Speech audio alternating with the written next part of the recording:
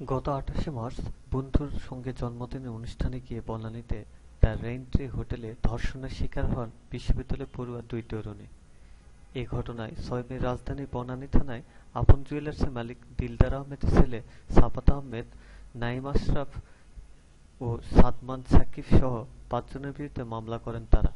দুই তরুণীকে ধর্ষণের মামলায় গ্রেপ্তার সাফাত আহমেদ ও সাদমান সাকিবকে ডিবি কার্যালয়ে জিজ্ঞাসাবাদ করা হচ্ছে। এ মামলায় পলাতক আসামি মোহাম্মদ হালিম ওরফে নাঈম আশরাফ, ড্রাইভার বেলাল ও দেহরক্ষী আবুল কালাম আজাদের অবস্থান জানতে তাদের জিজ্ঞাসাবাদ করা হচ্ছে। অর্থের বিনিময়ে তিনি অনৈতিক মেলামেশাও করতেন। এছাড়াও প্রায় ১ ডজন বান্ধবীর নাম ফাঁস করেছেন, যাদের সঙ্গে তাদের শারীরিক সম্পর্কের কথা ও খোলামেলা স্বীকার করেছেন। রাজধানীর বনানীর রেইনট্রি হোটেলে বেসরকারি বিশ্ববিদ্যালয়ের দুই শিক্ষার্থীকে ধর্ষণের ঘটনায় গ্রেপ্তার সাফাত আহমেদের সঙ্গে বাংলাদেশের সিনেমা জগতের ৪ জন নায়িকার সঙ্গে নিয়মিত অবৈধ সম্পর্ক রয়েছে। এসব বান্ধবীদের সঙ্গে উঠতি কয়েকজন মডেলও রয়েছে। রিমান্ডের প্রথম দিনেই গোয়েন্দাদের জিজ্ঞাসাবাদে এমন তথ্য জানিয়েছেন সাফাত। তিনি বলেছেন, প্রতি রাতেই তিনি ও তার বন্ধুরা পার্টি করতেন, রেসিং কার নিয়ে যেতেন লং ড্রাইভে। মাঝে মধ্যে ভারত, সিঙ্গাপুর, থাইল্যান্ড সহ আশপাশের দেশে দল বেঁধে বান্ধবীদের নিয়ে ঘুরতে যেতেন। প্রতিদিন তার হাত খরচে ২ লাখ টাকা তার বাবা দিতেন বলে তিনি দাবি করেন।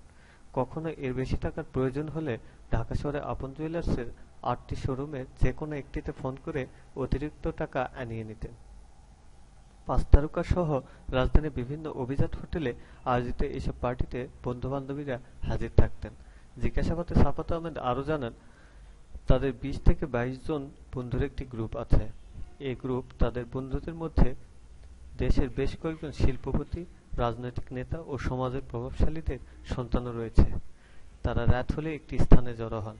প্রতি রাতেই তারা ৫ তারকা হোটেলে বিভিন্ন পার্টি ছাড়াও অনৈতিকভাবে মেলামেশা করতেন। সংশ্লিষ্ট এক কর্মকর্তা বলেন, সাফাত আহমেদের দেওয়া তথ্য তারা গুরুত্বের সঙ্গে নিয়েছেন। তবে ওই দুই তরুণীর সঙ্গে তাদের যৌন সম্পর্কের বিষয়টি আপোষে রয়েছে। সাফাতের এমন দাবি সংশ্লিষ্টরা উড়িয়ে দিয়েছেন।